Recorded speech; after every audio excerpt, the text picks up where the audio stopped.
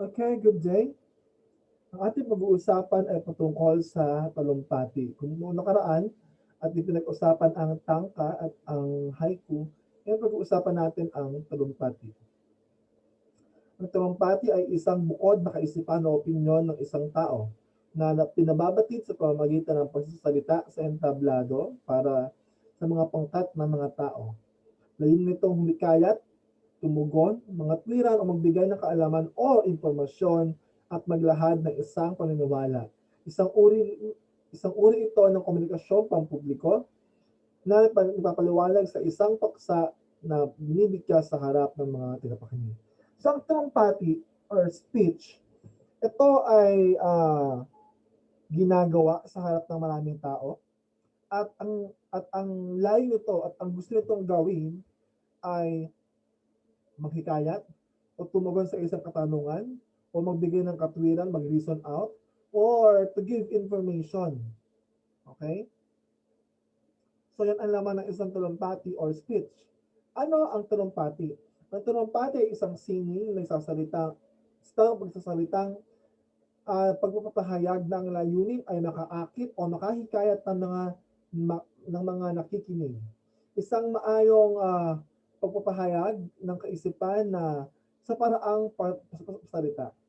Isang uri na akda na tumatalakay sa napapanahong isyu o paksa na ang layunin ay bigkasin sa harap ng madla ang nahandang makinig. Isang uri ng komunikasyon pampubliko na nagpapaliwanag tungkol sa isang mahalagang paksa. So ito ang talumpati. Ito ay isang pagpapahayag na nais mong mahikayat o pagbigay ng impormasyon sa lahat ng mga nakikinig sa iyo.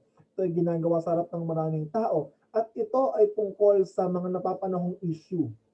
So halimbawa, meron kang gustong sabihin, meron kang gustong mensahe na nais ibahagi, talumpati ang kailangan mong gawin.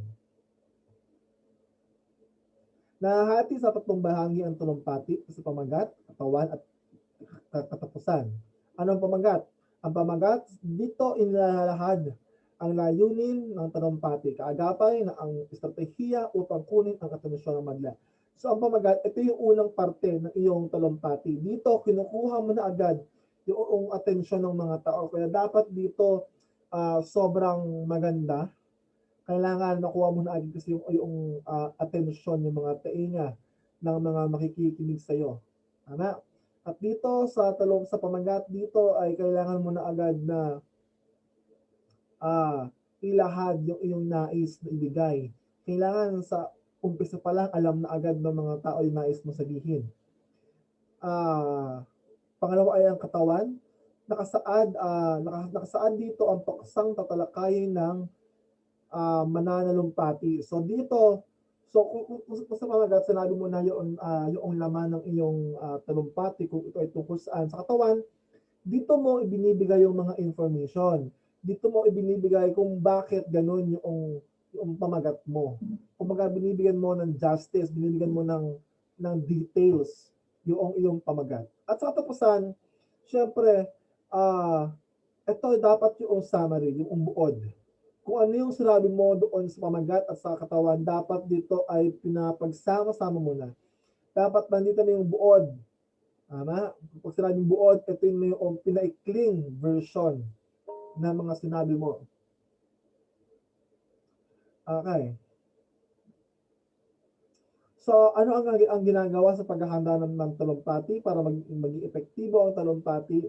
Pinapayuhan ang mananalumpati na magkaroon ng magandang personalidad. Dapat nakangiti. Ganyan. Maging malinaw ang pananalita. Kailangan hindi ka nauutal, gaya ko. May malawak na kaalaman sa paksang tinatalakay. Dapat nakapag-research ka.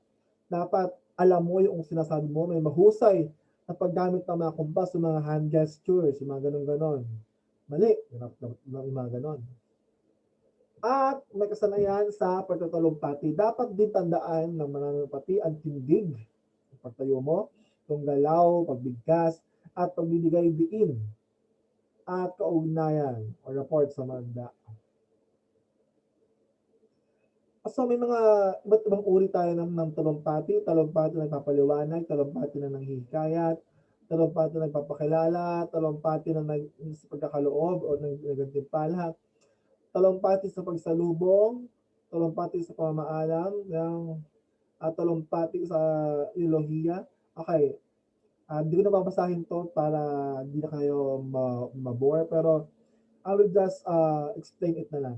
Talumpati nagpapaliwanag, ito ay nagbibigay ka ng information, is whether nag-uulat ka o naglalarawan ng mga bagay na maiintindihan ng mga nakikinig sa'yo. Pinapaliwanag mo yung isang bagay.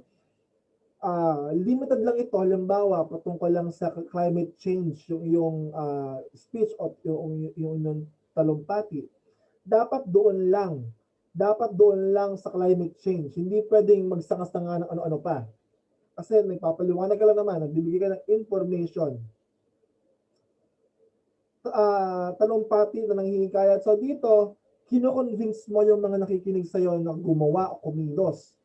Kumbaga, nagbibigay ka ng encouragement sa kanila na makiba ka, huwag matakot ba, gano'n. Nagbibigay ka ng kumbaga, ng encouragement o ng way para kumilos o makisama sa'yo yung mga nakikinig sa'yo.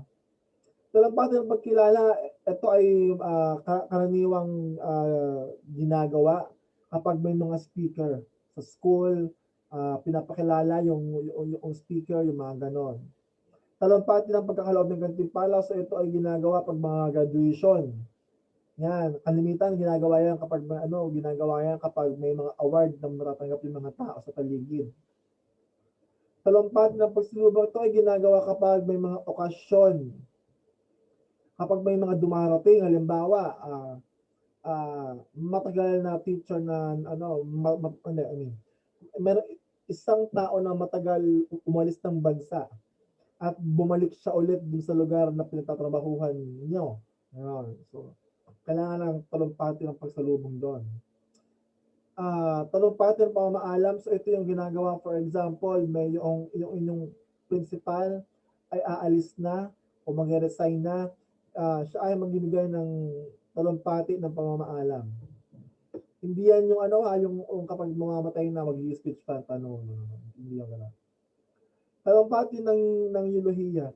Ito naman ay yung binibigay ng mga tao patungkol doon sa taong namatay. Okay? Ito ay kalimitan na binibigyan ng parangal ang taong namatay.